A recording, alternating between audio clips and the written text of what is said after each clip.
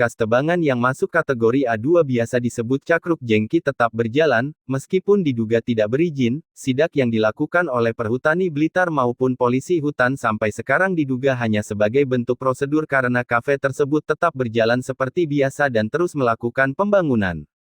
Bahkan perjanjian kerjasama baru dibuat setelah adanya sidak yang dilakukan oleh Perhutani di awal pernyataan Yusmanto di pemberitaan sebelumnya.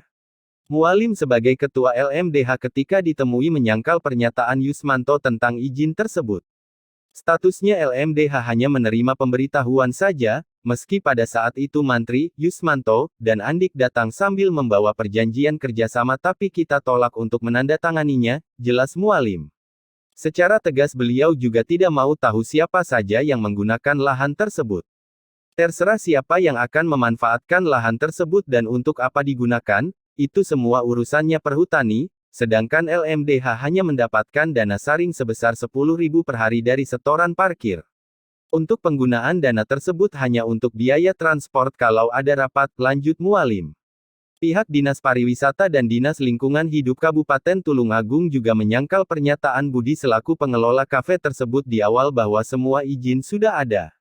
Sampai sekarang tempat tersebut belum pernah mengajukan izin terutama tentang analisa mengenai dampak lingkungan, padahal harusnya sejak awal diurus dulu sebelum melakukan pembangunan, jelas Makrus selaku Sekretaris Dinas Lingkungan Hidup.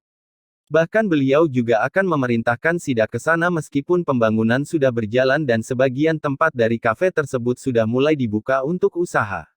Tunggu saja nanti akan kita hubungi tentang langkah apa yang dibuat setelah sidak tersebut, apakah sudah memenuhi persyaratan yang berlaku atau belum, lanjut Makrus. Hal yang hampir sama juga diungkapkan oleh Ferdi salah satu pejabat di Dinas Perhubungan tentang legalitas analisa mengenai dampak lalu lintas terhadap pembangunan kafe itu yang berada tepat di pinggir jalan. Sampai hari ini tidak ada pengajuan sama sekali padahal tempat itu termasuk jalan yang rawan terjadi kecelakaan titik black spot, harusnya pihak pengelola berkoordinasi dulu sebelum semuanya dilakukan agar bisa dilakukan survei dan pengkajian, jelas Ferdi. Bahkan pernyataan tegas diungkapkan Kepala Dinas Pariwisata Bambang Ernawan ketika dinasnya dicatut tentang izin tersebut. IMB tidak ada, izin AMDAL lingkungan tidak ada, AMDA Lalin tidak ada, bahkan tidak ada pemasukan ke kas daerah, kok bisa tempat tersebut berdiri dan terus melakukan pembangunan, kalau terjadi apa-apa dengan pengunjung, siapa yang harus bertanggung jawab, jelas Bambang. Ini pernyataan Ferdi dari Dinas Perhubungan. Terus seperti hanya OSS bila sudah ada, berarti adakah jawaban juga terkait Andalalin, terkait koordinat tersebut, itu semacam-macam, seperti email atau apa yang disampaikan ke Dinas Perhubungan itu nanti? Jadi pasti ada pemberitahuan atau email masuk, pesan, nanti kita harus menilai atau mencukupi dari apa yang dipersyaratkan di sana. Tapi sejauh ini kita belum menerima, jadi kita belum bisa berbuat atau melakukan tindakan yang atau merekomendasikan sesuatu karena belum ada permohonan gitu. Oke. Apakah dari Disub nanti akan melakukan jemput bola atau bagaimana? Jadi misalkan di titik-titik tersebut menimbulkan gangguan atau ada laporan, kita pasti akan menindaklanjuti segera dan agar tidak terjadi gangguan yang tidak diharapkan atau nanti terjadi gangguan sampai menimbulkan kecelakaan.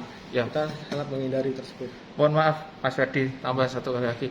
Apakah harus menunggu ada mohon maaf korban dulu terus pihak Disub melakukan jemput bola ke sana atau segera itu nanti? Dari kami sudah mengantisipasi sebelumnya melihat kondisi jalan terutama yang dilewati. Karena tidak diinginkan terjadi itu kan. Kita melihat kondisi jalannya dulu, apakah nantinya akan mengganggu.